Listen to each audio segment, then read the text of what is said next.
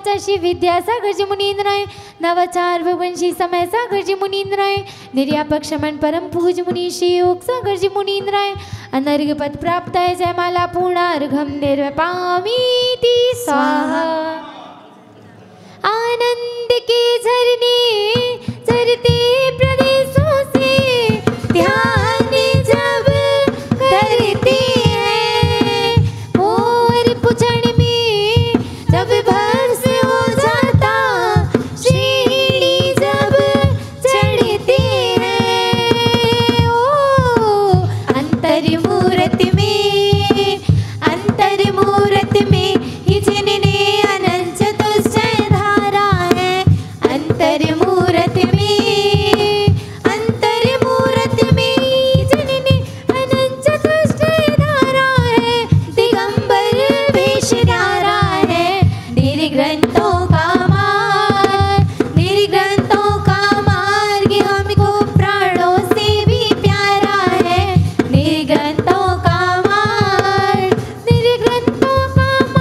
हमको प्राणों से भी प्यारा है, दिगंबर वेश न्यारा है, निर्ग्रंथों का मार्ग उत्तम करना शिव वरना है, इसी भाव से आया हूँ, दिव्य द्रव्य ना योगी गजब है, उर्मेशता लाया हूँ, विद्या सिंधु को गुरु बनाया, रोम रोम गुरु है बसती, तन में होकर मन तेरे करके निजानुभव है जो करती, गुरु बिन जीवन तन में अर्पण सर्व समर्पण करता हूँ, तेरे आपक श्री योगी सागर जी के चरणों अर्घ चढ़ाता हूँ, मेरे आपक श्री योगी सागर जी के चरणों अर्घ चढ़ाता हूँ। ओम रूम जय शेष निर्यापक श्रवण पूज्य मनीषी योग सागर जी मुनींद्राय, पूज्य मनीषी निरोग सागर जी मुनींद्राय, पूज्य मनीषी निर्मोह सागर जी मुनींद्राय, पूज्य मनीषी निरामय सागर जी मुनींद्राय, पूज्य मनीषी निर्वीक सागर जी मुनींद्राय, गुना गौरव पूज्य मनीषी निष्कंप सागर जी, गुड़ सागर जी, सुदत्त सागर जी मुनींद्राय आदि ढाई दीप में विराजमान 3 कम 9 करोड़ राजों के चरणान्वित में जल फलादि जलादि और कम निर्विपामीति स्वाहा। नमोस्तु महेशी जी, नमोस्तु। कुंडलपुर के बड़े बाबा की अस्यकारी चिंतामणि चमत्कारिक नैनाभिराम श्री पारसनाथ भगवान की, चांदखेड़ी वाले थुबोंजी वाले चमत्कारिक आदिनाथ भगवान की, संभवनाथ भगवान की, भगवान के केवल ज्ञान कल्याणक महामहोत्सव की। धन्य है आज का दिन। आज तृतीय तीर्थंकर संभवनाथ भगवान को केवल ज्ञान की प्राप्ति हुई है। धन्य है हम सबका पुण्य इस महान पर्व को पूज्य महाराज श्री के चरण सानिध्य में मनाने का सौभाग्य प्राप्त कर रहे हैं। चलते हैं। खुशियाँ अपरंपार है, आनंद अपार है, आओ हमरे संभव स्वामी तुम्हारी जय जयकार है।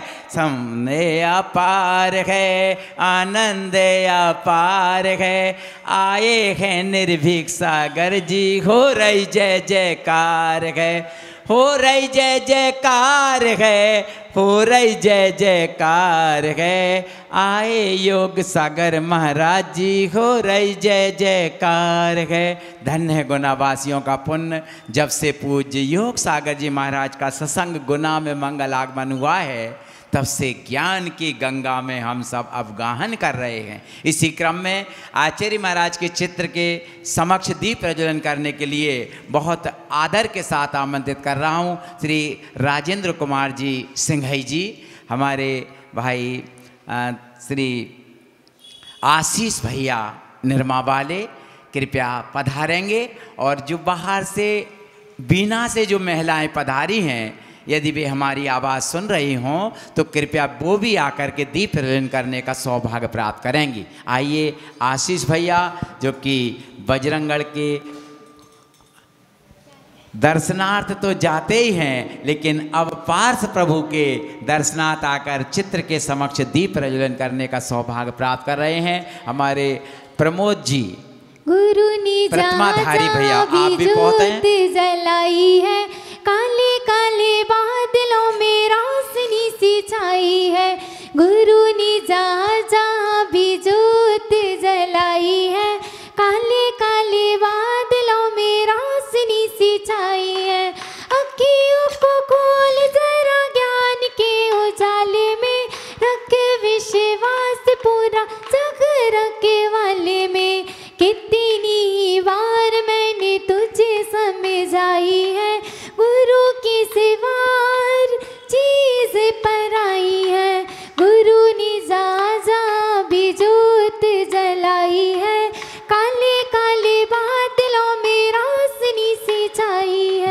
पधारे हमारी सभी महिलाएं, पुरुष वर्ग जो भी अतिथि के रूप में गुना पधारे हैं, कृपया पधारें, शास्त्र दान करने का परम सौभाग्य प्राप्त करें। आशीष भैया आप भी शास्त्र दान करें। धन्य हैं ऐसे महान भाव जो ज्ञान का महान उपक्रम शास्त्र दान करने का अवसर प्राप्त करते हैं। ज्ञानदायिनी जग कल्याणी अनेकांत में माँ जिनवाणी, अनेकांत में माँ जिनवाणी। शुभ पुण्य प्रकर से आज ज्ञान की गंगा है खिरी, है कृपाचार्यों की माँ जिनवाणी मिली। हाँ जिनवाणी मिली, श्रुति की राह है मिली हो। जिनवाणी मिली, श्रुति की राह है मिली, है कृपाचार्यों की माँ जिनवाणी मिली। बोलो द्वादशांग जिनवाणी माता की। चलते हैं पूज्य मुनि श्री निर्भीक सागर जी महाराज हमारे समक्ष विराजमान हैं। उनके युगल चरणों में उपस्थित हम सब जन की ओर से सत सत नमोस्तु अर्पित करते हुए प्रार्थना करते हैं कि लोक भावना में भी बोधि दुर्लभ भावना यहाँ चल रही है। महाराज श्री से निवेदन करते हैं कि हमें बोधि दुर्लभ भावना के माध्यम से ज्ञान अर्जित कराने की कृपा करें। नमोस्तु नमोस्तु नमोस्तु। नमोस्तु पौर्वाणिक स्वाध्याय वेलायाम श्री श्रुत भक्तिकाय सर्करोम्यम। बोले देवादिदेवे खजानड़ नैनाभिराम श्री चिंतामणि पार्श्वनाथ भगवान की। वर्तमान सत्सन्नयक श्री वीरनाथ भगवान की। आचार्य कार्तिकेय स्वामी जी महामुनिराज की। आचार्य भगवान श्री विद्यासागर जी महामुनिराज की। आचार्य भगवान श्री समय सागर जी महामुनिराज की। परम पूज्य श्रेष्ठ निर्यापक श्रवण श्री योग सागर जी महामुनिराज की। परम पूज्य ज्येष्ठ मुनि श्री निरोग सागर जी, श्री निर्मोह सागर जी, श्री निरामय सागर जी महाराज सहित 3,9 करोड़ मुनिराजों की। पूज्य मुनि श्री निर्भीक सागर जी महाराज की, समस्त मुनि संघ की। आज पुनः पावन शुभ अवसर आचार्य कार्तिकेय स्वामी जी की अनमोल कृति पढ़ने, सुनने, समझने। आज से धर्मानुप्रेक्षा शुरू होती है। 302 नंबर की गाथिका। जो जानदि पच्छक्कम तिहाल गुण पज्जे हिम संयुत्तम लोया लोयम शैलम सो सवणु हवे देवो। यहाँ आचार्य भगवान बहुत अच्छी बात करते हैं। कहते हैं या जानाति प्रत्यक्षम त्रिकाल गुण पर्यायी संयुक्तम लोकालोकम सकलम सा सर्वज्ञ भवेत देवा। कहते हैं कि जो त्रिकालवर्ती गुण पर्यायों से संयुक्त है, समस्त लोक और अलोक को प्रत्यक्ष जानता है, वह सर्वज्ञ देव कहलाते हैं। जो सब कुछ जानते हैं वह सर्वज्ञ देव कहलाते हैं। अपने प्रभु को क्या बोल देते हैं? सर्वज्ञ देव, क्योंकि वो त्रिकालवर्ती पर्यायों को जानते हैं, समझते हैं। फिर इसके आगे बताते हैं सा जगत प्रसिद्धा सर्वज्ञा सर्वलोकालोकम जानाति इति वेत्तिति सर्वज्ञा उक्तम च या सर्वाणि चराचराणि विधि द्रव्याणि तेषां गुणान् पर्यानपि भूत भावी भवता सर्वान् सदा सर्वथा जानीते युगपद प्रतीक्षण मता सर्वज्ञ इच्युत्तते सर्वज्ञाय जिनेश्वराय महते वीराय तस्मै नमः इति सर्वज्ञा। यहाँ आचार्य भगवान कहते हैं सर्वज्ञ का अर्थ सबको जानने वाला कहलाता है, माने सबको जान के समझने वाला। और सबसे मतलब यह है कि भूत, भावी और वर्तमान तीनों गुण और पर्यायों सहित समस्त लोक और अलोक को, अतः जो समस्त लोक और अलोक में वर्तमान सब द्रव्य पर्याय हैं, द्रव्य उन सब की सब पर्यायों को वह जानते हैं, वही सर्वज्ञ है। और वही वास्तव में देव हैं जो जानते हैं, देखते हैं। क्योंकि ऐसा बोलते हैं, अपन अपन भगवान से बोलते हैं, और भगवान तो मूक है, वो हमारी बात कैसे सुनते हैं। लेकिन ऐसा आशय करना भी अपने लिए गलत है, क्योंकि अपन किनको सर्वज्ञ की ये प्रतिकृति जिन बिंब को समझते हैं, इसीलिए अपन क्या है, एक हमदर्द का साथी समझ के, अपन एक दोस्त समझ के अपना दुख दर्द उनको बयां कर देते, माने बोल देते। तो ये कहना अलग अलग मतों के अनुसार, कोई बोलेगा ठीक है, कोई बोलेगा ठीक नहीं है, क्यों बोलते हो, क्यों बोलना चाहिए, सब गलत करते हो आप। लेकिन हम अपनी बात किससे रखें, किससे कहें? जो हमारा पड़ोसी है क्या उससे कहें? क्या जिनसे, जिनके साथ हमने 7 जन्म के वादे किए हैं फेरे लगा के, क्या हम उनसे कहें? क्योंकि हमारे हमदर्द का साथी आखिर है कौन? तो यथार्थ में हमारा सर्वज्ञ प्रभु है, वीतरागी प्रभु है। इसलिए हम उनसे अपनी तकलीफ बयां करते हैं।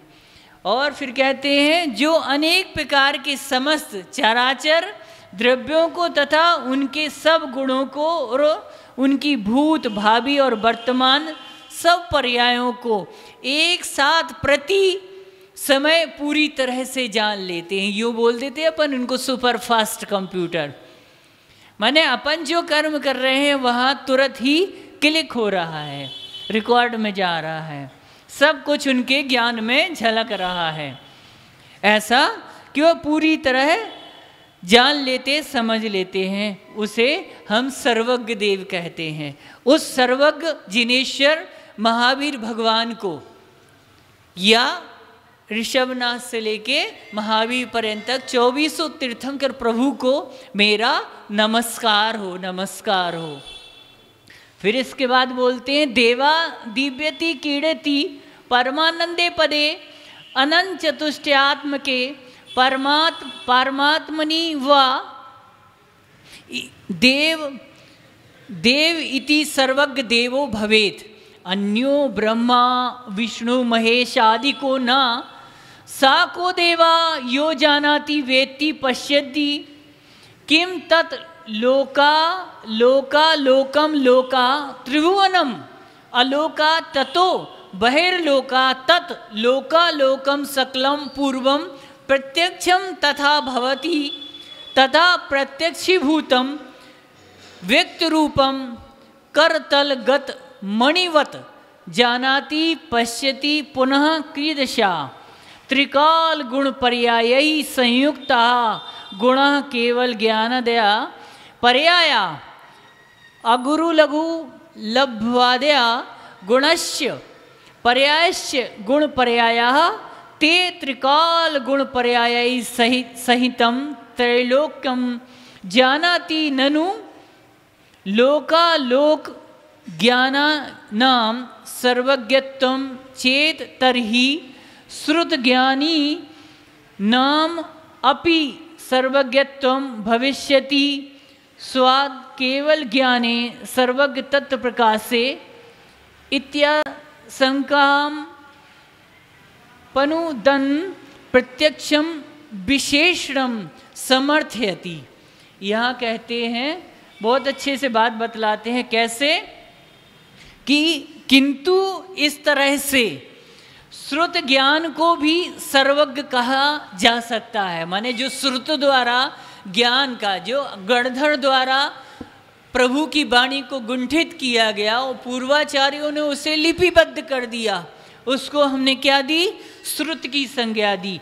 और श्रुत को भी सर्वज्ञ कहा जा सकता है, क्योंकि वह भी आगम के द्वारा सभी पदार्थों को जानता है, समझता है।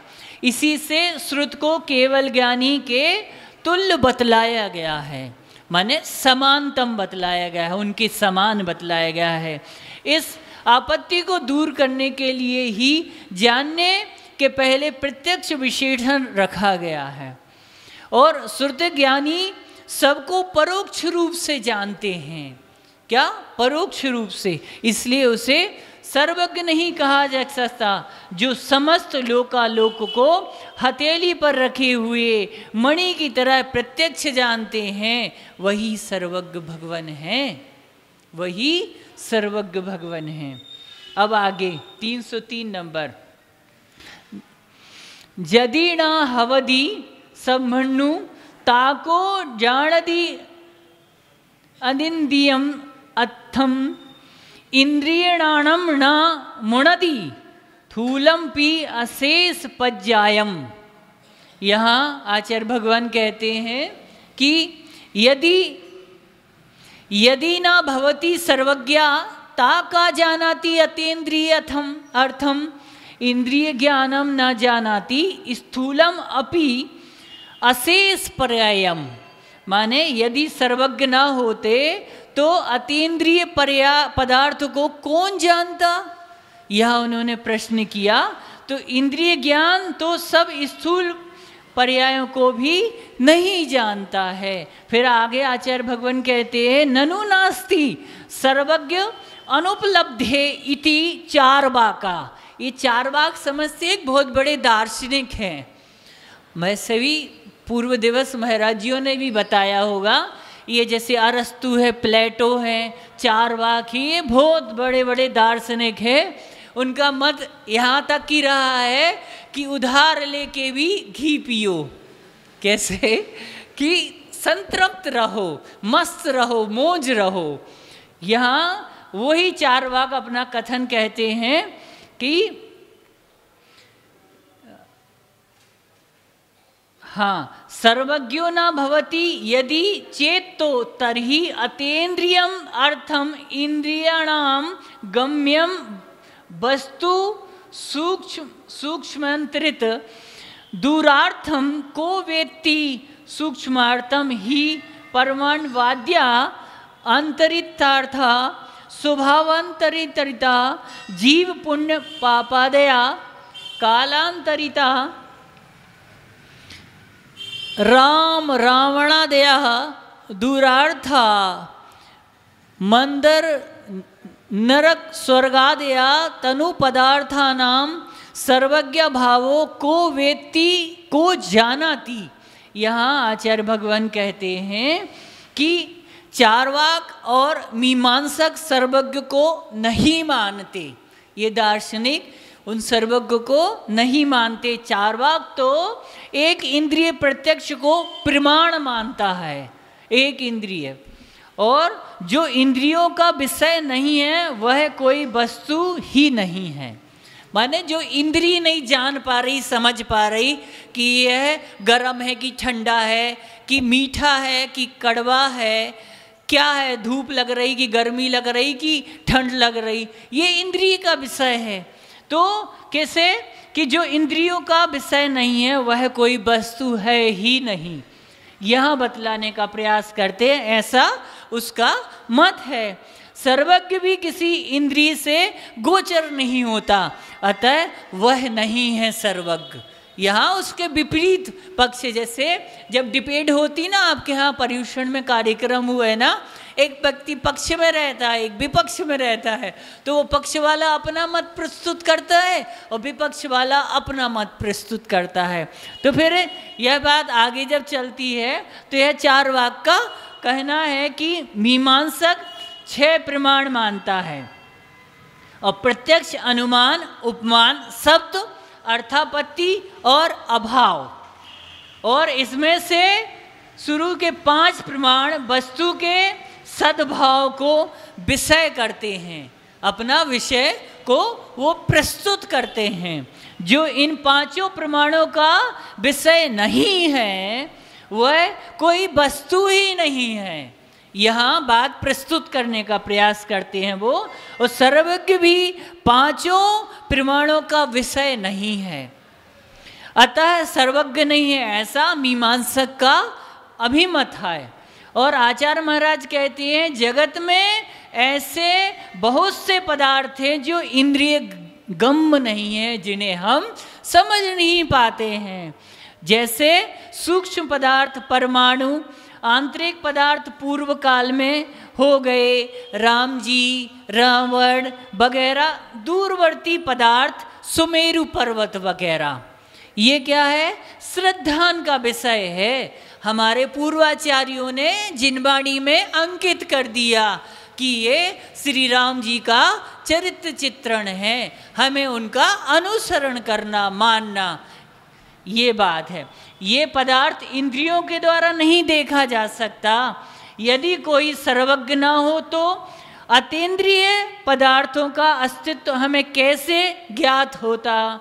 इसलिए समंतभट्ट स्वामी ने आत्ममीमांसा जो ग्रंथ है उसमें सर्वज्ञ की सिद्धि करते हुए कहा है कि सूक्ष्म, आंतरिक और दूरवर्ती पदार्थ किसी के प्रत्यक्ष हैं, क्योंकि उन्हें हम अनुमान से जान सकते हैं। जो वस्तु अनुमान से जानी जा सकती है वह किसी के प्रत्यक्ष भी होती है। जैसे आग, जो अपन दूर से जान सकते हैं कि अग्नि है, अग्नि का काम क्या है? ज्वाला को प्रज्वलित करना।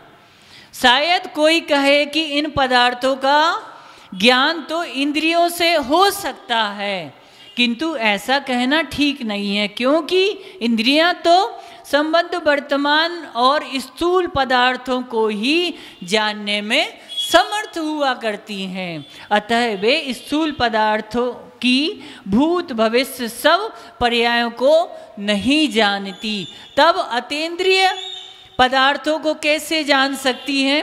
तो अब आगे अगली कारिका।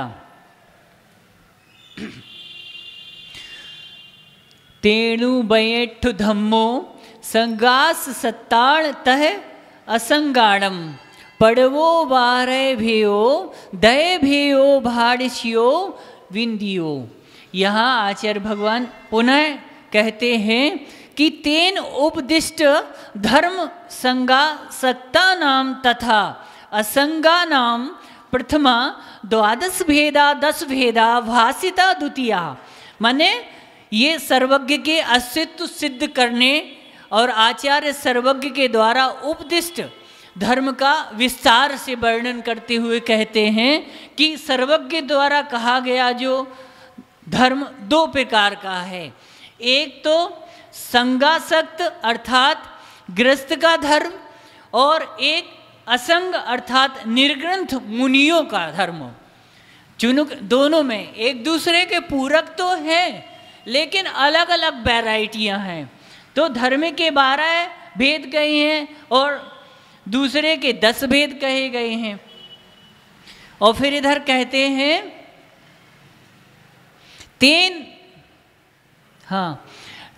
तेन सर्वज्ञेन सर्वदर्शिना वीतराग देवेन धर्मा वृषा उपदिष्टा कथिता आत्मनमिष्टे नरेन्द्र सुरेन्द्र मुनीन्द्र वंदे मुक्ति स्थाने दत्त इति धर्मः। अथवा संसार स्थान प्राणिनो धरति धारति इति वा धर्मा। यहाँ धर्म की परिभाषा भी बताते हैं। तस्य भेदो 2 कोइति चेत केशाम संगासक्तानां संगेषु परिग्रहेषु आसक्ता ये संगासक्तास्तेषां परिग्रहतानां श्रावकाणां धर्मा तः सह असंगानाम्ना विद्यन्ते संगः भाव्यंतर परिग्रह एषां ते असंगास्तेषां असंगानां भाव्यंतर परिग्रह परित्यानां निर्ग्रंथानां मुनीनां धर्मा। तर्यो धर्म धर्मयोर मध्ये प्रथमा श्रावक गोचरे धर्मा द्वादश भेदा सम्यक दर्शन शुद्ध्यादि द्वादश प्रकारो भासिता द्वितीय मुनीश्वर गोचरो धर्मा 10 भेदा उत्तम क्षमादि 10 प्रकारो वृषभो भाषिता प्रकाशिता। यहाँ बतलाते हैं जो आत्मा को नरेंद्र सुरेंद्र मुनीन्द्र से बंधनीय मुक्ति स्थान में धरता है, मीन्स रखता है, उसे हम धर्म कहते हैं। धर्म का उद्देश्य मनुष्य को स्वर्ग तक पहुंचाना है। मनुष्य को स्वर्ग तक पहुंचाना नहीं, अपितु स्वर्ग को मनुष्य के अंदर उतारने का प्रयास करना है। अगर हम धर्म का अनुसरण भूल गए तो हम मानवीयता के गुणों को भूल जाएंगे। हम यथार्थ में मानव का क्या कर्तव्य है वो हमें धर्म के माध्यम से क्या होता है, ज्ञात होता है, बतलाया जाता है। धर्म के माध्यम से हम संस्कारित होते हैं, उसके माध्यम से ही हम अपना जीवन का सही ढंग से निर्वाह कर सकते हैं। धर्म तो आत्मा की यूँ बोले एक स्वाभाविक परिणति का नाम है। धर्म तो आत्मा की एक निर्मल परिणति है और अच्छे संस्कार हमारे जीवन में उन्नति के लिए कारक भी हुआ करते हैं। तो आगे बतलाते हैं, अथवा जो सांसारिक प्राणियों को धरता है यानी उनका उद्धार करता है वही धर्म है। अथवा जो संसार समुद्र में गिरते हुए जीवों को उठाकर, कैसे उठाकर, नरेंद्र देवेंद्र वगैरह से पूजित करता है, माने पूजनीय बनाता है।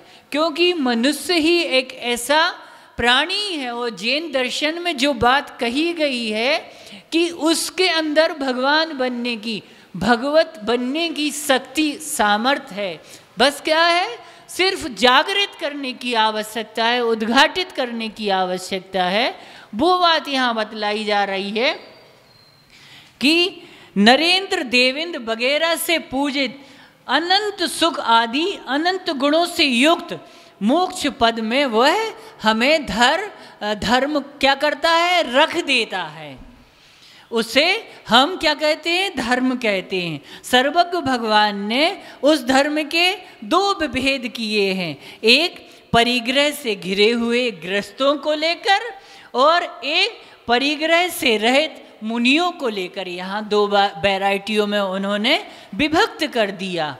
और श्रावक के धर्म कितने, 12 प्रकार के, और मुनियों के कितने, 10 प्रकार के। उत्तम क्षमा आदि 10 लक्षण धर्म बतलाए हैं। इस प्रकार उन्होंने श्रावक के कितने, 12 और मुनियों के 10 धर्म बतलाए हैं। आज कुछ विशेष परोसने का प्रयास करना चाहते हैं हम, क्योंकि हमारी संस्कृति, प्रकृति और सभ्यता, ये तीनों अहिंसा प्रधान रहा करती हैं। लेकिन हमने इन तीनों को हिंसक बना दिया है। भारतीय इतिहास, संस्कृति, सभ्यता पशुवध की इजाजत नहीं देती। भारत कृषि प्रधान देश है। यहाँ की जनता सदियों से पशुपालन करती रही, उनके माध्यम से अपने जीवन का निर्वाह करती रही। कृषि उत्पादन के क्षेत्र में गोवंश का उपकार भुलाया नहीं जा सकता। क्योंकि आज का हमारा विषय जो बिंदु है वो गोवंश को लेके है।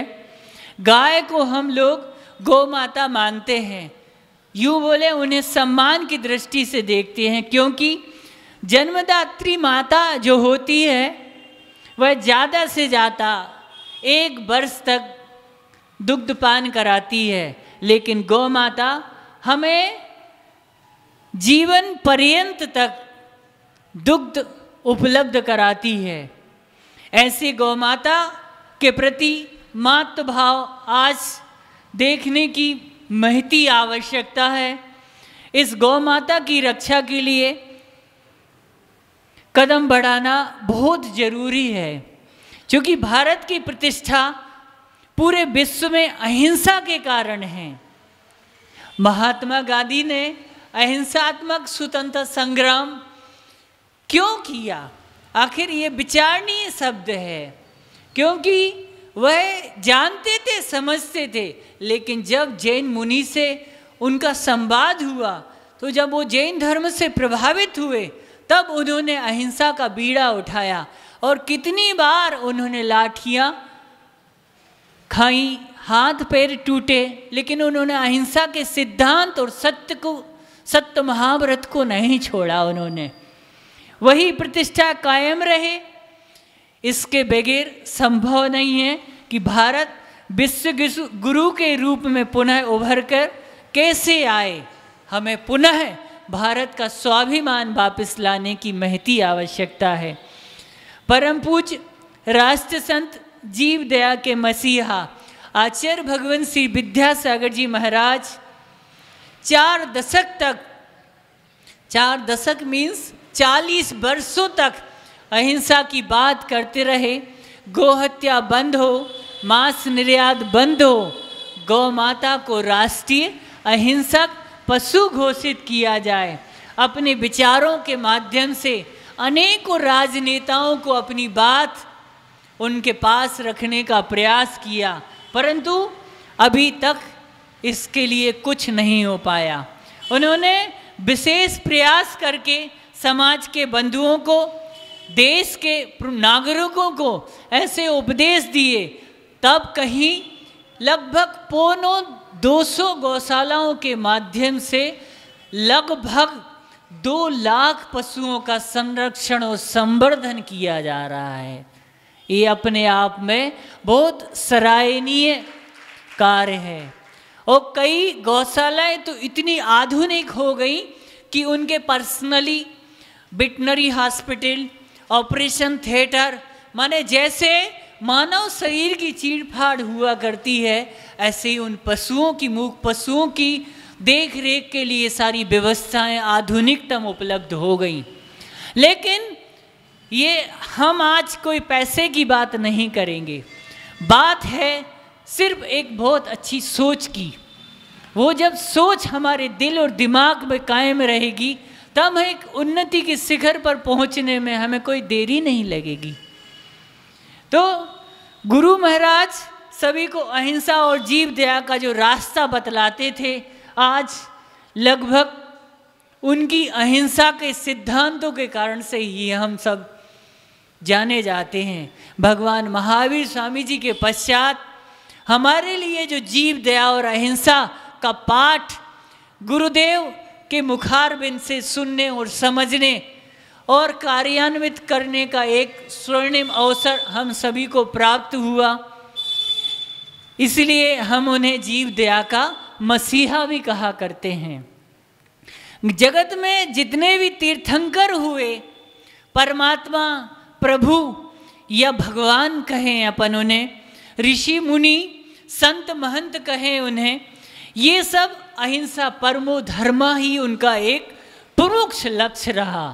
क्योंकि अहिंसा के माध्यम से ही हम जीवों की दया, क्यों बोला जाता है सर्वे भवन्तु सुखिना, सत्येषु मृत्युषु प्रमुषो, ये परिभाषा क्यों बोली जाती है? ये बात इसलिए रखी जाती है कि तब हम कहीं जीव दया के बारे में समझ सकें। ये बात बहुत विचारणीय है। जैसे नींव के बिना भवन नहीं हो सकता, और जड़ के बिना वृक्ष, और बादल के बिना बारिश नहीं हो सकती, वैसे ही अहिंसा के बिना व्यक्ति, परिवार, समाज, देश आदि का विकास संभव ही नहीं है। यह बात बहुत विचारणीय है। हिंसा से प्रकृति असंतुलित हो रही है, गड़बड़ हो रही है।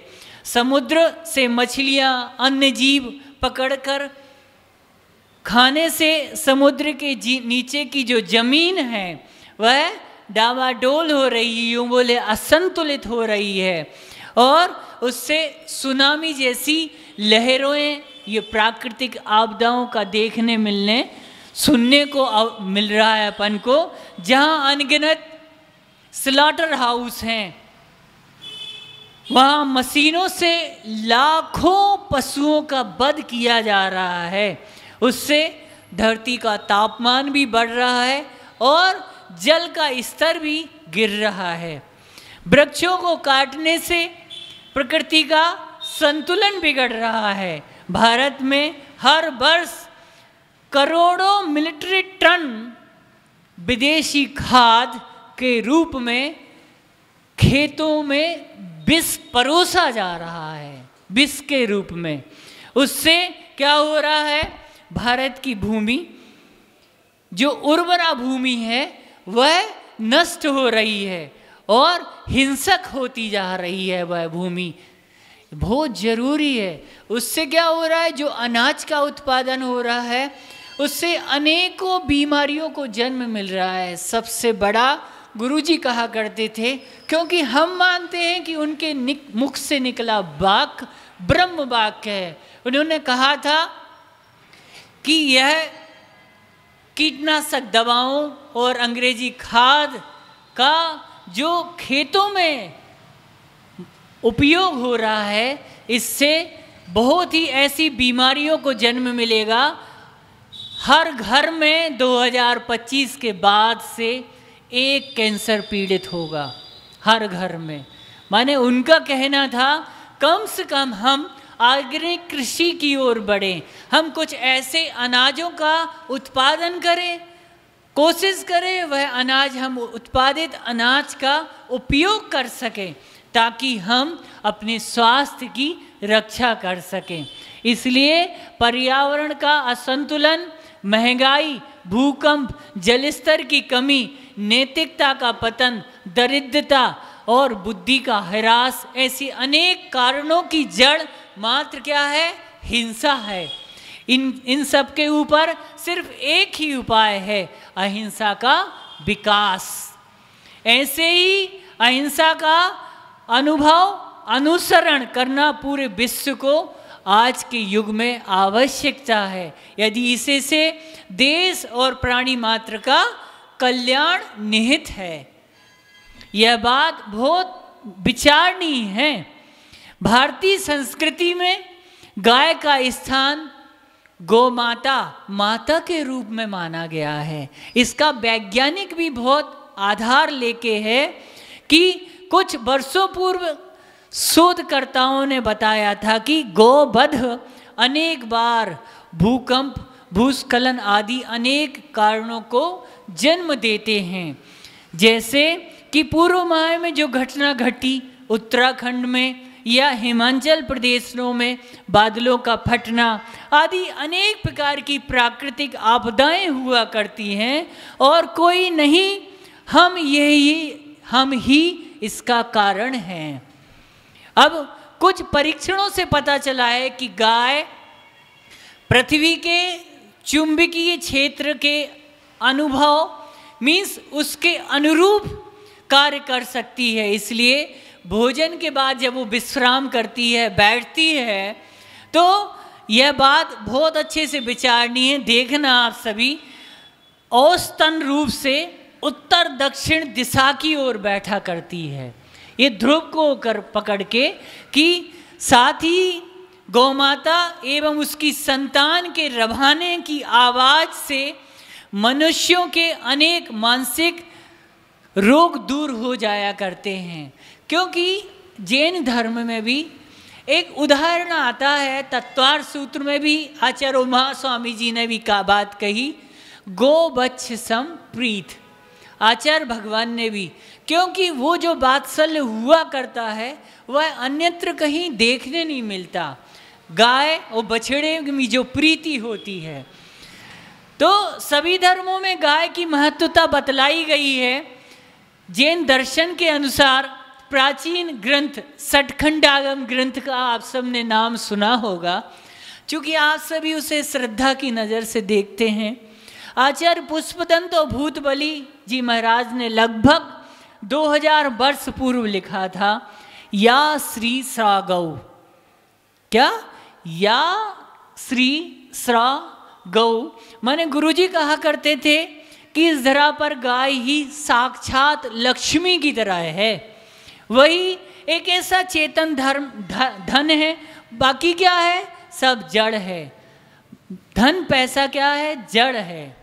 गुरुजी कहा करते थे गाय ही चेतन धन है। वैष्णव परंपरा में भी गौ माता के अंदर 33 कोटि माने 33 करोड़ देवी देवताओं का वास बतलाया गया है। महाभारत में भी गोधन राष्ट्र समृद्धि का कारण है। गोधनम राष्ट्रवर्धनम कहा गया है महाभारत ग्रंथ में। संस्कृत भाषा में गो शब्द का अर्थ माता, गाय और पृथ्वी है। पहला अर्थ गाय, दूसरा अर्थ पृथ्वी और तीसरा अर्थ माता। और मातृ शब्द का अर्थ है माँ, और फिर गाय और फिर पृथ्वी अर्थात मात और गो शब्द दोनों ही गाय और पृथ्वी के समानार्थी शब्द हुआ कहलाते हैं। उस यजुर्वेद जो ग्रंथ है वैष्णव परंपरा में, घृतम दुग्धा नामादितम जनाय या हिंसी माने गो अवत्य है, यानी वह लोगों को दूध देती है, घृत देती है, इसलिए कदापि गाय की हिंसा नहीं करना चाहिए।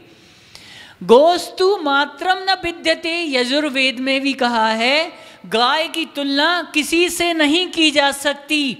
वह अतुलनीय है, अवर्णीय है, अनुपम है, सर्वोत्तम है। न सा समितिम गच्छन् नो निर्वर्पेत कृतम माने जो किसानों के व्यवसाय को नहीं जानता वे उसका सच्चा हित अहित भी नहीं पहचानते वो किसान। अतएव भारतीय संस्कृति कृषि प्रधान संस्कृति रही है। गो महिमा दोनों का पर्यायवाची है। कृषि से गोद रक्षा और गो रक्षा से कृषि संवर्धन स्वयं ही एक सिद्ध शब्द है। बहुत अच्छी बात कही गई है वह हम आपके सामने कि जिस प्लाट या भवन या घर में यदि कोई गाय का वास होता है तो वहाँ किस प्रकार की आधी व्याधि प्रवेश नहीं कर सकती। वहाँ यदि बछड़े वाली गाय को लाकर बांध दिया जाए तो वहाँ संभावित वास्तु दोषों का स्वतः ही निवारण हो जाता है, क्योंकि लोग जो वास्तु इंजीनियर बताते हैं कि इस ग्रह में यह दोष है, इस ग्रह में यह दोष है, और इसलिए बताया गया है कि कार्य विघ्न पूर्णा माने सारे विघ्न सारे दूर हो जाते हैं और सारे कार्य पूर्ण हो जाते हैं, और समापन अर्थात आर्थिक बाधाएं भी दूर हो जाया करती हैं। समारंगण सूत्राधारिक आदिग्रह जैसे प्रसिद्ध बृहद वास्तु ग्रंथ है, उसमें गौ रूप में पृथ्वी ब्रह्मादि के समागम संवाद से ही आरंभ होती है। वास्तु ग्रंथ में मयम तम में कहा है कि भवन निर्माण के शुभारंभ करने के पूर्व उस भूमि में ऐसी गाय को लाकर बांधा जाए जो बत्सा माने बछड़े से सहित हो, और नवजात बछड़े को जब गाय दुलारती है, चाटती है, तो उसके फेन से वहाँ होने वाले समस्त दोषों को नष्ट करने की क्षमता होती है। एक रिसर्च में और आया है कि गाय के गोबर से वहाँ की भूमि को पवित्र किया जाता है। जब किसी भूमि का पावर नापते हैं कि उसमें कितनी एनर्जी है, अगर उसकी एनर्जी 0 बतलाते हैं तो बतलाते हैं इंजीनियर लोग कि 1-1, 2-2 इंची लेयर वहाँ पे गोबर की डाल दी जाए तो अपने आप नेचुरली उस गोबर के प्रभाव से माने देखो आप, उस गोबर के प्रभाव से अपने आप पॉजिटिव एनर्जी वहाँ आ जाया करती है। कितनी बड़ी महिमा उन्होंने बताई है। यह बात बहुत जरूरी है और विचारणीय है। अगर हम नहीं समझेंगे तो हम गोवंश की रक्षा नहीं कर पाएंगे। देखो श्री कृष्ण जी भी गौ माता को मानते थे और शिव जी भी नंदी को मानते थे, और आदि ब्रह्मा ऋषभ देव का तो चिन्ह है ही नंदी वृषभ। तो हमारा भी कर्तव्य है, इस ओर जरूर ध्यान देने की आवश्यकता है। और यहाँ तक कि बताया गया है जिनको कैंसर की बीमारी है, टीबी की बीमारी है, वह अगर गाय के ऊपर हाथ फेरते हैं तो अपने आप ही उनके स्वास्थ्य लाभ के लक्षण उन्हें स्वयं दिखने लगेंगे। ऐसी ही होती है गाय। माने उनसे जो पावरफुल एनर्जी निकलती है, उस एनर्जी को कलेक्ट करना बहुत ज़रूरी है। अब देखो, आप दूध के बारे में देखो, घी के बारे में देखो, अनेकों बीमारियों का इलाज है दूध के अंदर। कि जैसे अपन दूध से क्या पाते हैं, दही है, छेना है, पनीर है, मक्खन है, घी है, ये सब पाते हैं। तो देश को आज़ाद हुए कितने वर्ष हो गए, ये तो आपको मालूम ही है। यह बात बहुत ज़रूरी है। लेकिन उस समय बहुत कम ही कत्ल खाने हुआ करते हैं, लेकिन स्वतंत्रता के पश्चात कत्ल खानों का स्तर बढ़ता गया और कृषि प्रधान देश का जो दर्जा था भारत को, और यहाँ पे क्या होने लगा, मांस का उत्पादन इतना बढ़ गया। और मांस के उत्पादन के साथ साथ जो भारत की राजनीतिक पार्टियां हैं, इन्होंने जो कृषि का दर्जा है वह मांस माने मत्स्य पालन और कुक्कुट पालन को भी कृषि का दर्जा दे दिया। माने ऐसे जो मुर्गी पालन है, मत्स्य पालन है, गाजर मूली की तरह लोग खाने लगे। कितना हिंसा का शंखनाद हो रहा है। यह बहुत विचारणीय शब्द है। इन बातों पर जरूर विचार करना चाहिए। गुरुजी भगवान ने लगभग 4 दशक तक उपदेश दिया। गुरुजी नहीं है, लेकिन उनकी वाणी, उनके संस्कार, उनके नियम, उनके निर्देश आज हमारे लिए संविधान के रूप में परिणत हो गए। ऐसा संविधान बन गया कि वो भले ही नहीं है, लेकिन हम उनकी बात को शांत न बैठें। अपने माध्यम से, पत्र के माध्यम से देश के यशस्वी प्रधानमंत्री जी को, गृह मंत्री जी को, राष्ट्रपति जी को कम से कम सूचित करें कि देखो, भारत कृषि प्रधान देश है, अहिंसात्मक देश है। भारत का फाउंडेशन है, बेस है, वह अहिंसा है। और गुरुजी जब इतने वर्षों तक कहते रहे कि गौवंश की रक्षा होना चाहिए, गो अभयारण्य खुलना चाहिए, गो अभयारण्य नहीं खुलते और विदेशों से चीते लाए जाते। हिंसा का शंखनाद। देखो, अपने जैन धर्म में, अपने ग्रंथों में क्या बतलाया गया है, आप जैसा काम करेंगे, जितने अहिंसात्मक तरीके से अपनी क्रियाएं करेंगे, धार्मिक क्रियाओं में आप संलग्न रहेंगे, प्रभु की स्तुति, पूजन पाठ, जाप, महानुष्ठान, विधान वगैरह करेंगे, उसका छठा हिस्सा 6% राजा के खाते में जाता है। राजा मीन्स कौन? प्रधानमंत्री। बताओ, जब छठा हिस्सा का नेचुरली भी वह भागीदारी है। जब आप सब कोई गलत काम करोगे तो वह भी उसके खाते में जाएगा। यह शब्द विचारणीय है, क्योंकि हमें, अगर कोई हमारा राजा भटक रहा है, विचलित हो रहा है, तो हमें उसे क्या स्थितिकरण करना होगा। जैन दर्शन का प्रमुख शब्द है स्थितिकरण। उसे विचलित होने से बचाना होगा, क्योंकि भारत में अहिंसात्मक शैली के साथ सारी क्रियाओं का संरक्षण बताया गया है।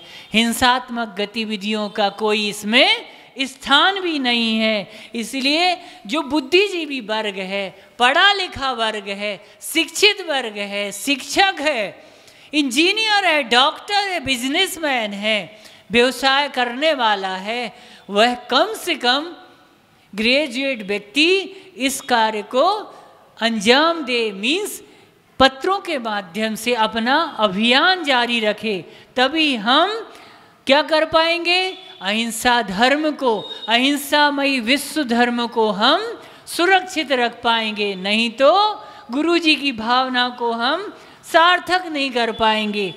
अनेक बीमारियों का इलाज इस दूध में और इस घृत में है। इसमें कहा गया है कि जैसे टीबी है, कब्ज है, पेट संबंधित पुराने रोग हैं, जुखाम है, उच्च रक्तचाप है, दमा है, यकृत, प्लीहा, मधुमेह, जलोदर, चर्म रोग, आँख, प्रसव पीड़ा, बवासीर, मिर्गी जैसे अनेक रोगों में, कैंसर जैसे अनेक रोगों में क्या इसका इलाज है, बहुमूल्य है, अमृत है। अमृत बताया है दूध को और घृत को। ऐसी अपन क्या करते हैं, अपने घर के छिक्कल है, सब्जी के टुकड़े वगैरह हैं, अपन क्या पॉलीथिन में भर के फेंक देते बाहर। यह भी बहुत बड़ी हिंसा करते आप गाय के प्रति अच्छा नहीं सोचते। जो यदवा तदवा विचरण करने वाली गाय हैं वह पॉलीथिन सहित खा जाती, पॉलीथिन पचती नहीं है, वह उनके पेट में जाम हो जाती और कालांतर में मृत्यु मीन्स काल के गाल में समाने में वह सहायक हो जाया करती है। इसलिए बहुत जरूरी है इस बात को समझना।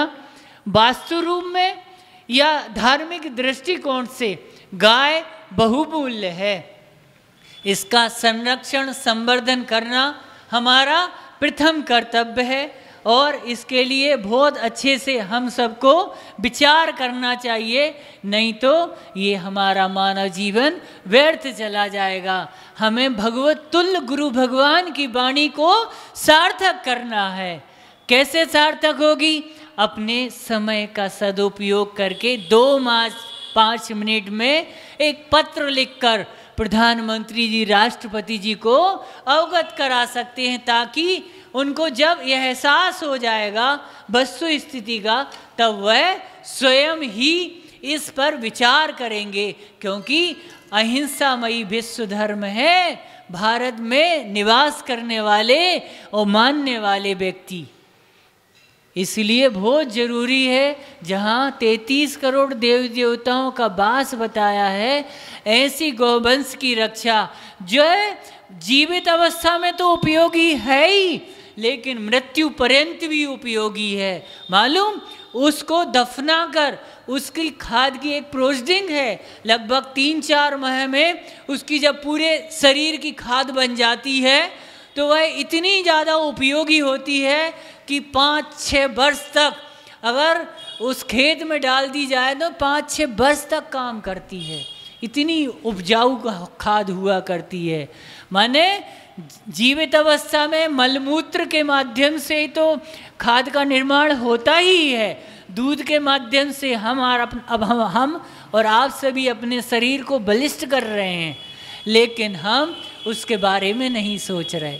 ज़्यादा नहीं कहना, आप सबको समझना है, ऐसे गौवंश की हमें रक्षा करनी है, जिससे हमारा अहिंसामयी विश्व धर्म सुरक्षित रह सके। बोलिए देवादिदेव वर्तमान शासन नायक श्री वीरनाथ भगवान की।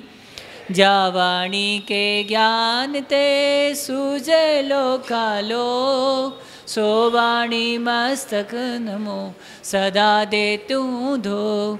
हे जिन वाणी भारती माँ तो है जपो दिन रेन, जो तेरो शरणा गए सो पावे सुख चैन। देव बजो अरिहंत को गुरु सेवा निर्ग्रंथ, दया धर्म पालो सदा यही मोक्ष का पंथ।